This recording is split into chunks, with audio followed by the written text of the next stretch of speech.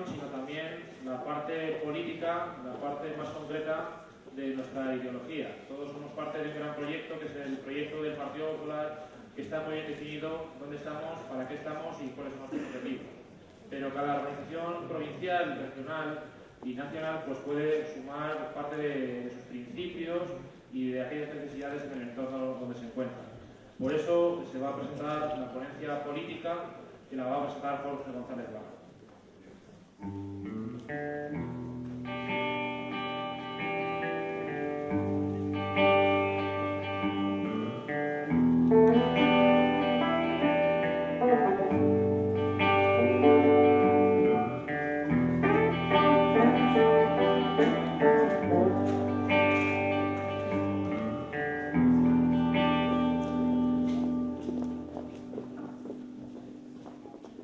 Buenos días, querido presidente del Congreso y miembros de la mesa, querido alcalde, querido presidente regional de Nuevas Generaciones y también querido candidato a la presidencia provincial. Queridos amigos, quiero en primer lugar dar las gracias a los 4 miembros de Nuevas Generaciones que me han acompañado en la elaboración de esta ponencia.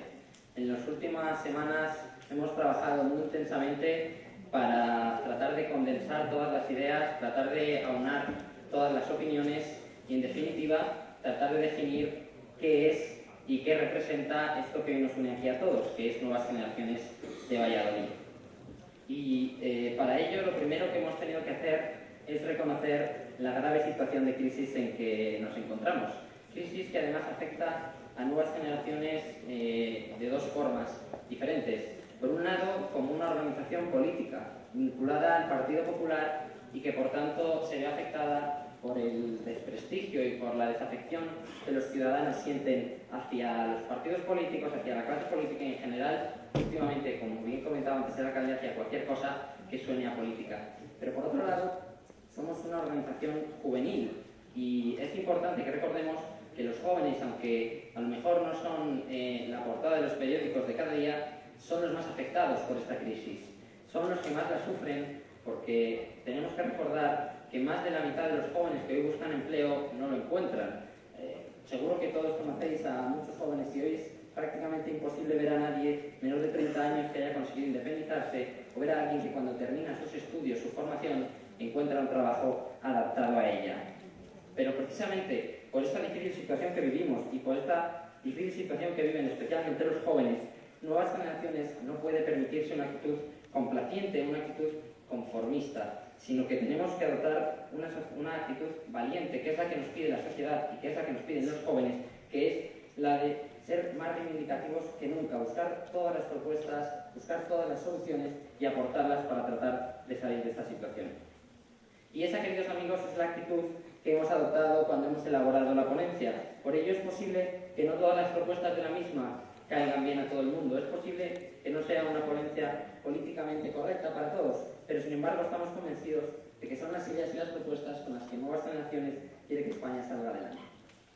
Medidas como una verdadera y definitiva reforma del mercado laboral que introduzca flexibilidad de verdad en las relaciones entre los trabajadores y los empresarios. Es cierto que la reforma laboral que aplicó este gobierno hace unos meses va en la buena dirección, pero no es menos cierto que aún faltan muchísimos pasos que dar en esa dirección, porque todos vemos todos los días cómo los jóvenes salen de su formación y no tienen acceso al mercado laboral, porque hoy en día es muy caro para todas las empresas contratar a un joven. Y mientras eso siga siendo así, será imposible generar empleo y generar riqueza en nuestro país.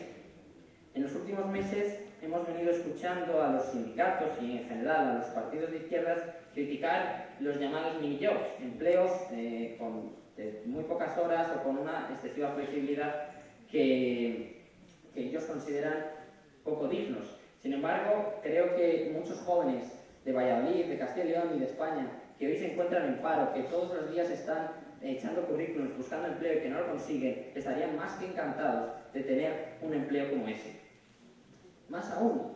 las trabas que hoy en día tenemos para la creación de empleo y para el autoempleo son las que lastran la economía de nuestro país. ¿Cómo es posible que tengamos una tasa de 250 euros al mes para cualquier autónomo que quiera iniciar una actividad profesional, sea cuales sean sus beneficios, sean cuales sean sus ingresos, sean cuales sean sus circunstancias y características? Así lo único que conseguimos es que no haya emprendimiento, es que no haya innovación y en definitiva es que no haya ningún tipo de generación de riqueza. Pero no solo el mercado laboral es una traba para la salida de la crisis, sino que en nuestro país es necesaria una profunda reforma fiscal para eliminar esta idea que parece que tienen algunos gobiernos de que cuando tenemos problemas lo que hay que hacer es subir los impuestos. Al final, evidentemente la situación que ha atravesado España no hace posible que se bajen los impuestos a corto plazo, pero creemos que el gobierno debe tener muy en mente que cuando sea posible es imprescindible modificar el sistema impositivo. Porque, por poner un ejemplo, Irlanda, un país de la Unión Europea con el que nuestras empresas compiten en absoluta igualdad de condiciones, tiene un impuesto sobre beneficios del 12%, mientras que en España ese impuesto asciende al 30%.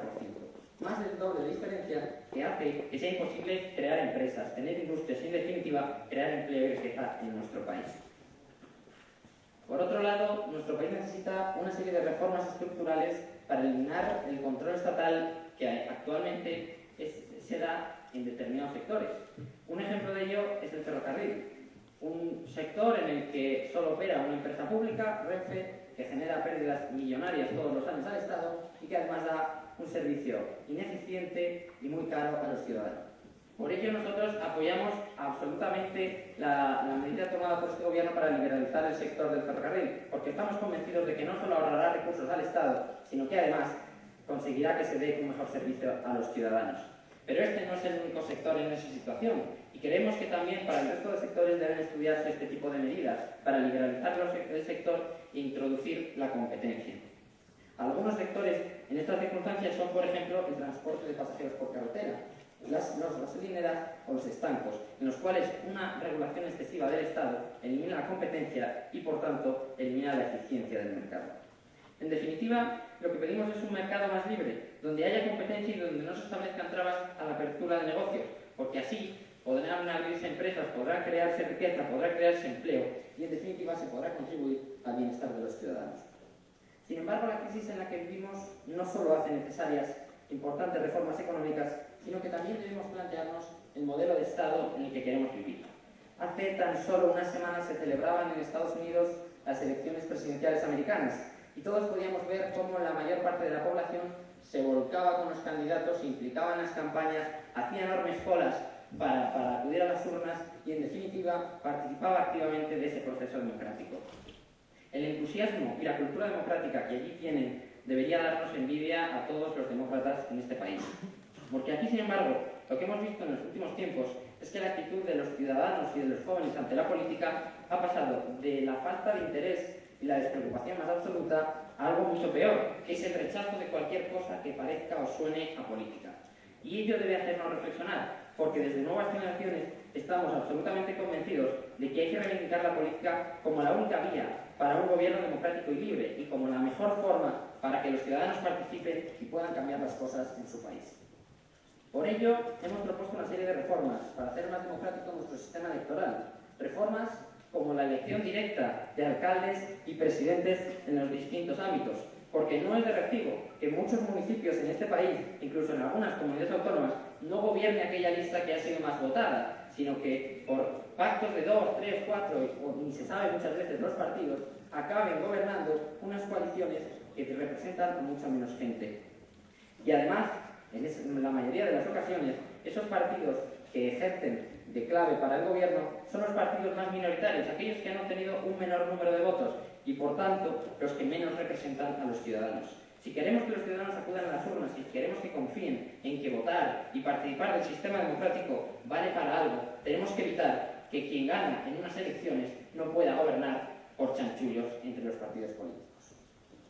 Pero no solo el sistema electoral ha defraudado a los ciudadanos, muchas veces también lo han hecho las propias administraciones, demostrando ser tremendamente ineficientes y costosas para el bolsillo de los ciudadanos. Especialmente en el ámbito de las duplicidades que existen en los diferentes niveles de la administración. Por ello, creemos que es necesario un profundo análisis para delimitar las competencias de cada administración y evitar la continua atribución de más y más competencias que algunos irresponsables y que llevan a cabo algunos irresponsables y que solo deriva en un mayor gasto, en una menor eficiencia y, sobre todo, en una mayor desigualdad entre todos los ciudadanos españoles. Por otro lado, desde Nuevas Generaciones de Valladolid, hemos querido poner especial énfasis en la educación, porque es un factor crucial para el desarrollo de cualquier país y afecta especialmente a los jóvenes, que somos los principales destinatarios. Es cierto que tenemos la suerte de vivir en Castilla y León y podemos presumir de tener la mejor educación de todo el país, pero también es cierto, como decía al principio, que no podemos adoptar una posición conformista. En un mundo globalizado como el de hoy, lo que tenemos que tratar es de competir con el resto de jóvenes y en ese sentido nuestro país aún deja bastante que desear en materia educativa. Las enormes diferencias entre unas comunidades y otras son sin duda una grave señal de emergencia de que algo estamos haciendo muy mal, o mejor dicho, de que algo están haciendo mal algunas autonomías como Cataluña, cuya educación saca matrículas en adoctrinamiento, pero lleva 30 años repitiendo curso en calidad y en enseñanza. Nosotros pensamos que todos los jóvenes españoles se merecen la misma educación y una educación de calidad. Por eso queremos que sea el Estado el que ostente la competencia legislativa en educación, garantizando así la misma educación de calidad para todos los españoles y dejando a las comunidades autónomas su gestión. Asimismo, consideramos imprescindible una profunda reforma de las universidades públicas, que a día de hoy tienen una valoración mediocre, en el mejor de los casos, a nivel internacional. La universidad pública en nuestro país se encuentra atrapada en su propia endogamia, con un sistema departamental y muchas veces protagonizado por los sindicatos y por una autonomía universitaria mal entendida que ha llevado a que nadie rinde cuentas y a nadie se le piden explicaciones de los resultados. Si queremos una educación de calidad en todas sus etapas, esto es aún más importante si cabe en la etapa universitaria, donde se debe dar una formación excelente que permita impulsar el talento de todos los jóvenes de nuestro país. Por ello, proponemos que se exija a las universidades el cumplimiento de unos objetivos vinculados con la empleabilidad y con el éxito de sus estudiantes cuando finalizan sus estudios, y que se vincule esos objetivos a su financiación, de forma que se primen aquellas universidades que verdaderamente aportan valor y en las que se generan buenos profesionales. Por último, hemos querido también reiterar el compromiso que Nuevas Generaciones tiene con la igualdad de oportunidades y que, sin embargo, se aleja sustancialmente de la idea igualitarista que tiene el Partido Socialista, cuyas leyes en esta materia convierten a las mujeres en una especie protegida a la que se la presupone inferioridad.